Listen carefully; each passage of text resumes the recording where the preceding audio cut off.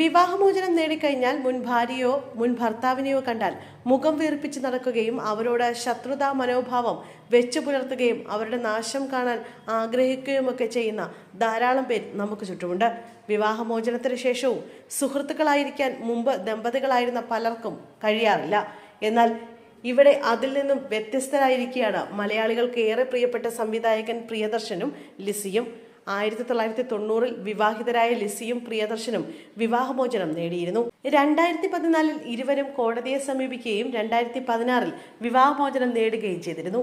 ഇതിൽ എന്താണ് ഇത്ര വലിയ സംഭവമെന്നും സിനിമാ മേഖലയിൽ പ്രണയവിവാഹവും വിവാഹമോചനങ്ങളുമൊക്കെ സ്വാഭാവികമല്ലേ എന്നാകും നമ്മൾ ചിന്തിക്കുക, അല്ലേ? എന്നാൽ ഇവിടുത്തെ കാര്യം അല്പം വ്യത്യസ്തമാണ്. വിവാഹമോചിതരായ ശേഷം സൗഹൃദവും സ്നേഹവും കാത്തുസൂക്ഷിക്കുന്ന ആളുകളാണ് പ്രിയദർശനും ലിസിയും എന്ന് തെളിയിക്കുന്ന ദൃശ്യങ്ങളാണ് ഇപ്പോൾ സമൂഹ മാധ്യമങ്ങളിൽ ചർച്ചയായിക്കൊണ്ടിരിക്കുന്നത്.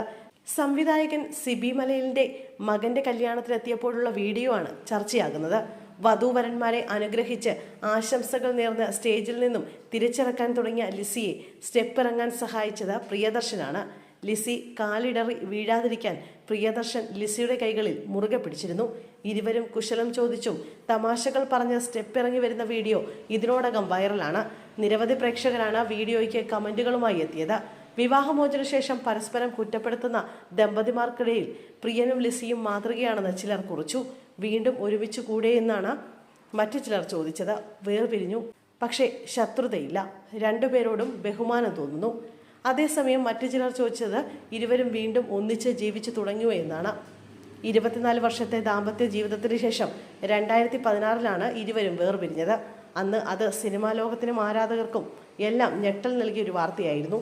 വിവാഹമോചനം ആവശ്യപ്പെട്ട ലിസിയാണ് ആദ്യം ചെന്നൈ കുടുംബ കോടതിയിൽ ഹർജി നൽകിയത്. പ്രിയദർശനെതിരെ ഗുരുതരമായ ആരോപണങ്ങളായിരുന്നു അന്ന് ലിസി ഉന്നയിച്ചത്.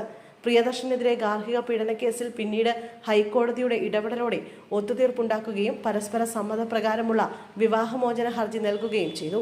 പിന്നീട് ഇരുവരുടെയും സ്വത്തുക്കൾ പങ്കുവയ്ക്കുന്നതുൾപ്പെടെയുള്ള നടപടികൾ പൂർത്തിയാക്കിയതോടെയാണ് ഇരുവരും 2016 വിവാഹമോചിതരായത്. വേർപിരിഞ്ഞുവെങ്കിലും മക്കളായ കല്യാണിയുടെയും സിദ്ധാർത്ഥിന്റെയും എല്ലാ ആവശ്യങ്ങൾക്കും ഇരുവരും ഒരുമിച്ച് നിൽക്കുകയും കടമകൾ നിർവഹിക്കുകയും ചെയ്യാറുണ്ടായിരുന്നു. വിവാഹമോചന ശേഷം ചെന്നൈയിൽ ഒറ്റയ്ക്കാണ് ലിസിയുടെ താമസം. മക്കൾ രണ്ടുപേരും അച്ഛനമ്മമാർക്കൊപ്പം മാറി മാറി സമയം ചിലവഴിക്കും. അഭിനയത്തിൽ സജീവമല്ലെങ്കിലും സിനിമാക്കാരുടെ ഫംഗ്ഷനുകളിലും സിനിമയുടെ പിന്നണി പ്രവർത്തനങ്ങളിലും ലിസി സജീവമാണ്.